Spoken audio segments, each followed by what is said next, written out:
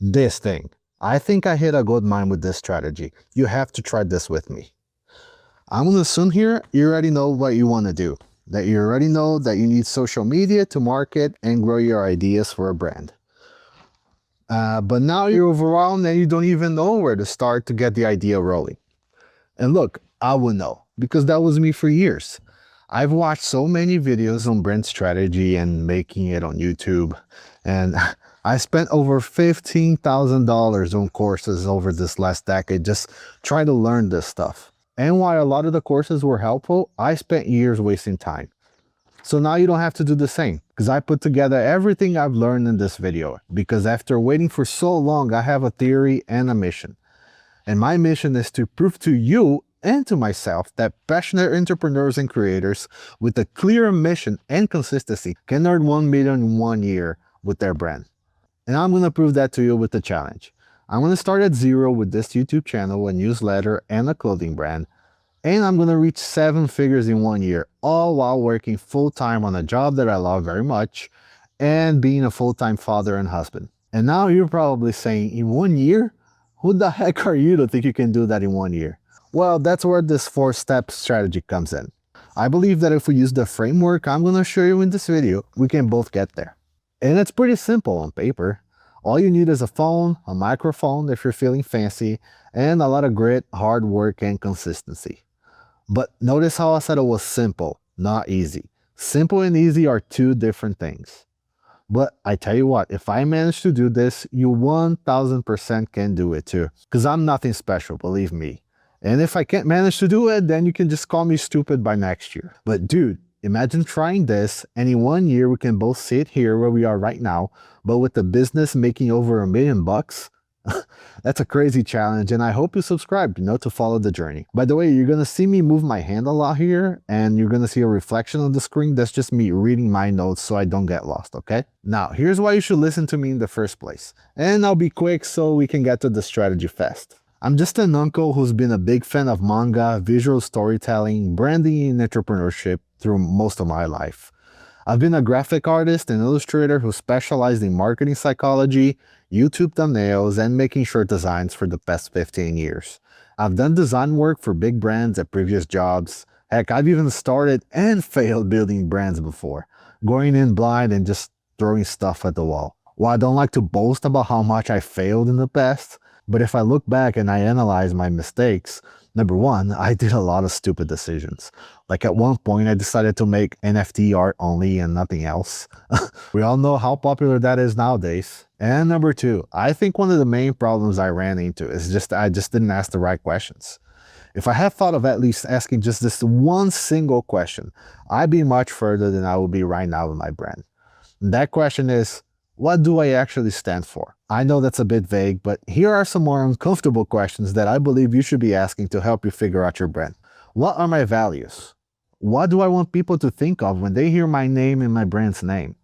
What practices am I against in the industry I'm in or I want to be in? And most importantly, what's my mission? I believe answering those questions will have the most impact on starting you on the right track, which is the first step of this framework. Create your brand identity and strategy. Okay, but how do those questions actually help you create your brand identity and strategy? Well, I'm going to give you the best resource for figuring out your whole brand that if you follow it all the way through, you will avoid wasting a bunch of time while also getting a very clear understanding of what to do. This guy called Caleb Ralston created a 3-hour brand course that is 100% free and available on YouTube.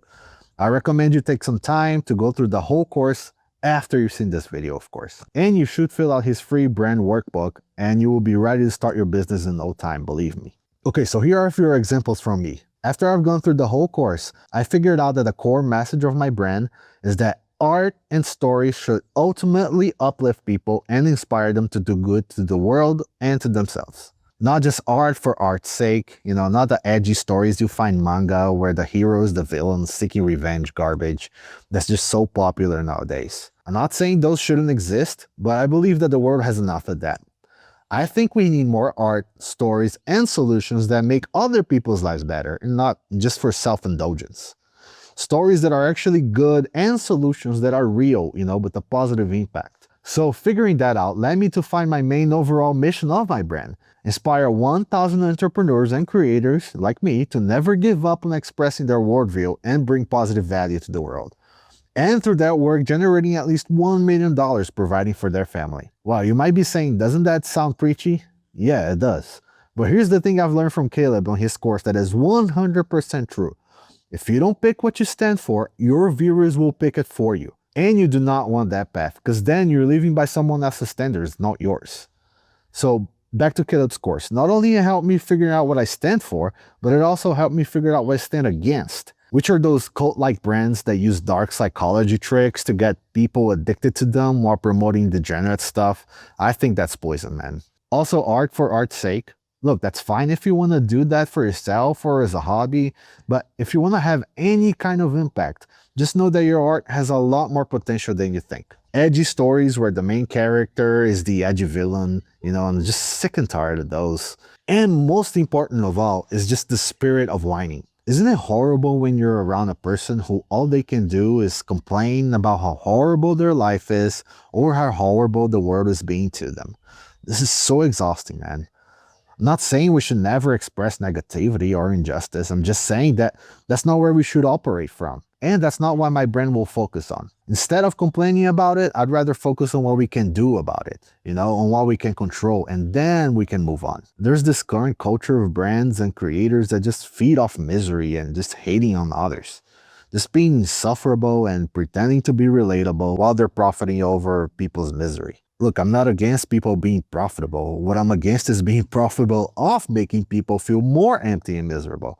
Nah, screw that. Anyway, those are just a few examples of how Caleb's course helped me figure out a lot about my brand identity. But here's a very important point as you do the course, okay? Don't use this course as a crutch to start.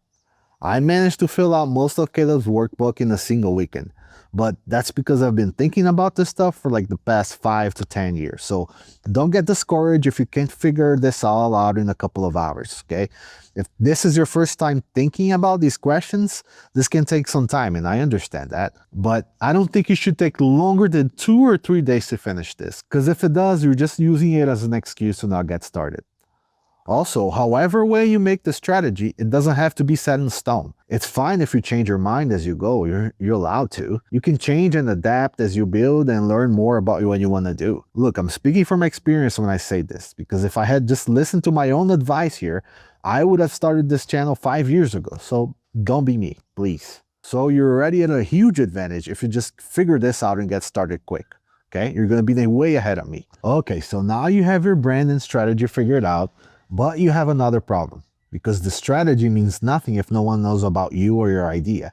So how do you get them to be seen? To answer that, I have to talk about this dude called Dan Cole, because without his videos about his processes, along with Caleb's course, I couldn't have figured out this next step. Speaking of Dan Cole, if you haven't seen his videos, he likes to talk about how he organizes his life to a routine of processes of writing every day for around 2 hours in the morning. So that led me to think about my own routines and how I manage my mornings, So I used to start work at around 9 in the morning, but I get up at 6 because I have to wake my kids up so we can take them to school, and then I'd go on to have breakfast and go for a morning walk while listening to music and getting stuff done around my property. So by now you're probably asking, Ellie, what the heck does that have to do with the problem of having a brand seen? Well, it's important because this next step is where most people quit, because they can't figure out how to implement new tasks in your day-to-day that move the idea forward. Look, I'm guilty of this too, so I'm not judging here. I believe that you can only have success in the long run if you create a sustainable system in your daily life that helps you stay consistent. This is how people stay disciplined. I kept watching these videos of these dudes telling me to get into my winter arc and throw everything out and just grind to lock myself in a room for a year to change my life. Look, that strategy can probably work if you're young and you don't have a lot of responsibilities, but that's just not realistic for everybody, especially when you're older and you have a family to take care of like me. So in my case, it's way more productive if I figured out a system where I can fit writing and recording videos into my current routine. If I completely change my whole life in order to fit into these new habits, I'm gonna burn out real quick. And I know that because I've tried it before and it just didn't work. Okay, so back to my routine as an example. What I decided to do in my mornings now is to just change my bedtime to 1 hour earlier. So then I can wake up at 5 a.m. to get my breakfast and reading out of the way. So when it's time to take my kids to school, I've already finished most of my morning routine. And then I can just focus on writing or recording videos before I start work at 9. Do I manage to wake up at 5 a.m. every day and do it perfectly? No, not really. Sometimes I slip up, but I keep going. Then another routine example that I changed is that I would play the game Wuthering Waves for around like 30 to 45 minutes every night after I put the kids to bed and right before bedtime. And what I decided to do instead is not to play at all and use that time to write a little more, edit videos, and prep everything so I'm ready to go again in the morning. Just by changing those two activities got me to be so much more productive with the little time I have. And I didn't have to turn my life and my whole family's life upside down just to chase a new risky path. This way, I can make more small, incremental changes as I go, and then I can increase it a little bit more as I go every day. But the main goal here is to be doing this for the long run. I want to be able to do this for the next 2 decades at least. So with all of this said, I created a list of tasks, based on my reality, which is to write at least 1 newsletter per week, turn that newsletter into a YouTube video, then edit the video, upload and schedule it, schedule at least 1 post a day on X, and reply to people that I follow that are on a similar path that I'm walking. And draw art and design clothing that fit my brand visually. And that's it. That's my main focus after my main job and family. Then I have to execute those consistently as much as I can, with the time I'm given. And then with that, here are my initial goals for this year at least. Get to 1,000 YouTube subscribers and get into the partner program. Get 1,000 newsletter subscribers too, and bonus points if I hit 1K followers on X too. All my newsletters and videos will be stuff I actually care about. About manga, visual storytelling, marketing strategies and how that can help your business and your brand while making cool art that people want to wear. Now, I'm already expecting my writing and videos to suck at first, not expecting this one to be a masterpiece. But here's the thing. The writing and videos are the perfect practice to improve my writing and speaking on camera while I try to get views. That's the grind that everybody has to go through to get more visibility. There's just no way out of it. Caleb's course in part helped me to get to this point, but the way I figured out my whole process and how to implement it is all thanks to Dan Cole and his videos. He has multiple videos where he explains his process on creating a personal brand, but the one video I want you to watch from him is his interview by Greg Eisenberg, where Dan gives an overview of his whole process, where he breaks everything down the best way possible, where you can literally take it, adapt it to your circumstances, and implement for yourself right away. If you can use both Caleb's workbook along with Dan Cole's process, I believe you can dominate any goal you have, seriously. Okay, now that you have the brand established and you're being consistent, growing your reach, you gotta be asking, okay, now what? How am I gonna make any money and even get to the 7 figures in 1 year? If you've actually gone through the first 2 steps, I'm pretty sure you have an answer to that already. But if you don't, this next question should give you a good direction on where to go. What are you currently good at? Or if you feel like you're not good at anything yet, here's a better question. What do you wanna get good at? Because that answer is going to direct you to the next step, which is build a community and actually sell something. I'm going to give my answers to these questions as an example. I've been a shirt designer for 15 years, so that's where I have the most experience. And for some reason, I like to suffer, so I'm going to do one of the hardest things an entrepreneur can do first. If you didn't know, a clothing brand is one of the hardest businesses anyone can start with, because the margins can be low, and making people care about clothing brands is extremely hard. So you've been warned if you're trying to do the same. I really don't recommend it. But that's the experience I have, and those are the cards I've been dealt with. So I gotta take advantage of it. Here's the plan. As I start getting views, do research by asking my early fans, hopefully you, about what they like to wear. Then create at least 10 sick designs based on their feedback, and get started with 400 units sold for the year at least. Sounds simple enough, right? Well, remember what I said earlier? Simple does not equal easy. Here's the tricky part that can either fail or succeed. I'm not going to try to make this stuff appeal to everyone. Here's what I plan to do. I want to make cool art and clothing for people who care about manga, entrepreneurship, and my values of mastery, which is getting better at hard things, loyalty, serving your loved ones and community, and freedom to build and live out your own values, or in my case, glorify God. You may be thinking, well, isn't that a little too specific? Yeah, it might be, But that's the point. A generic product sells to nobody. But here's what I want you to take away for your own brand.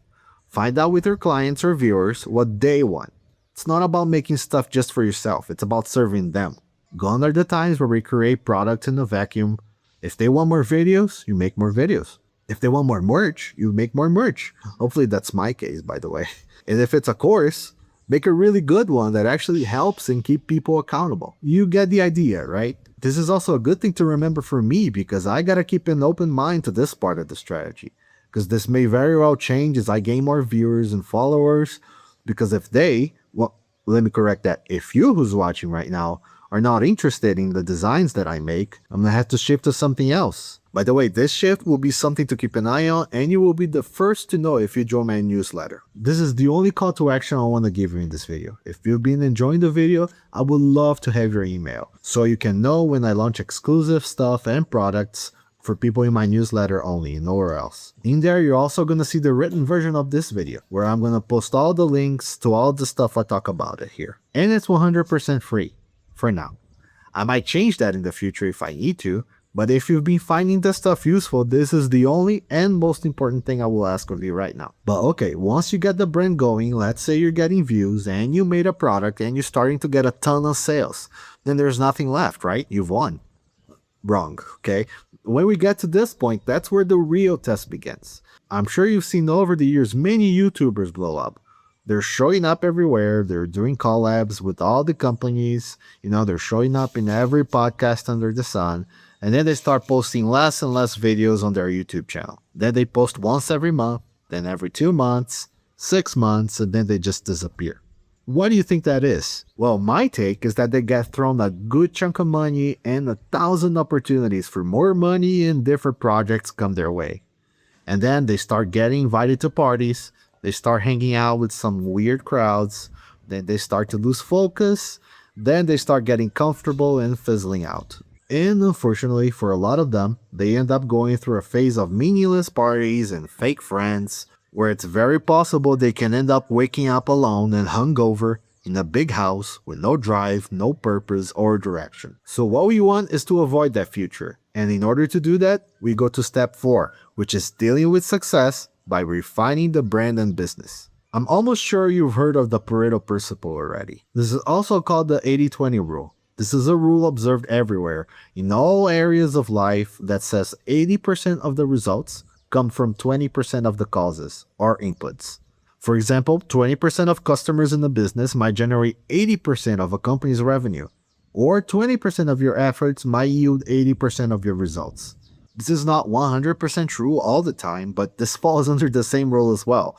Might be true around 80% of the time. So this stage in your brand is the perfect time to start auditing your business and brand, to see where we can start optimizing to focus on that 20% that brings you the best results. And then you can either start scaling or at least optimizing for consistency for your life and your overall business. Here are some good examples in real life. You hire employees to help remove bottlenecks in your business. For example, for me, that would definitely be editing. Look, I can edit videos and I'm even good at it, but I'm just hating sitting down to edit. You start optimizing for finding your ideal customer. You learn more about 20% of customers who bring 80% of your revenue. Learn about their needs and problems and how to solve them. These guys might be part of your audience you're already connected with the most and give you the least headaches, or it could be sponsors who pay you best and give you the least headaches too. Once you find that, you can even fire the customers who give you the most headaches and are hard to work with. Another good example is to study your videos and find out which of those videos bring more of your ideal customer. Then you cut 80% of processes or systems in the business that are not helping you be as productive as you should be. And then refine on the 20% of processes that are working. Okay, so then once all of that is done, we can just ghost and chill, right? No, absolutely not, because that's when we can move to spending 20% of your time to innovate. If you didn't know, marketing a brand business is something we can never stop doing. This is just the nature of it. You have to keep trying new things or else you're gonna get left behind. You see that everywhere, not only with YouTubers, but with businesses like back in the day with Blockbuster and Netflix. Blockbuster didn't want to innovate and they lost on Netflix. Nowadays, you're seeing that with Netflix and YouTube, where YouTube surpassed Netflix on TV watch time. And you will see that very soon with Google and OpenAI. OpenAI just launched their own browser where they're circumventing Google not only in search, but in browser usage with Chrome and soon with advertising. If you didn't know, Google makes most of its money through ads when you search for anything on Google or YouTube. Well, you can 100% expect that OpenAI will start doing that with its own browser, and when you search or ask for anything in there. So if Google doesn't do anything to innovate, they're toast. When you're at that level, if you don't take time to research and turn creativity into a habit, you're done. Now, am I telling you here to never stop and never take a vacation or celebrate? Absolutely not, man. Of course you can take time off and go on a trip and relax for a couple of days. You can and should celebrate milestones with your friends and family. What you can't do is just get complacent and take too many breaks and get distracted with all the success. I say this because that's something I would do, so this is a warning for the both of us. I'm never telling you here to not rest and then get burned out. I believe that it's better to go at a lower pace if it helps you stay consistent. Here's a good thing I've learned about myself, is that I get much further ahead when I'm consistent in working small bursts of time every day than if I work like crazy non-stop for 7 days straight. If I do that, I get burned out and then don't touch anything for like 2 weeks. Yes, you do need time where you have to go into hyper focus and get a big chunk of work done. That's something unavoidable. But that doesn't have to happen every week when you're well organized. But now you might be asking, well, what if I'm just not motivated enough anymore? Well, finding your why should be an important thing to do to stay motivated, through the hard times.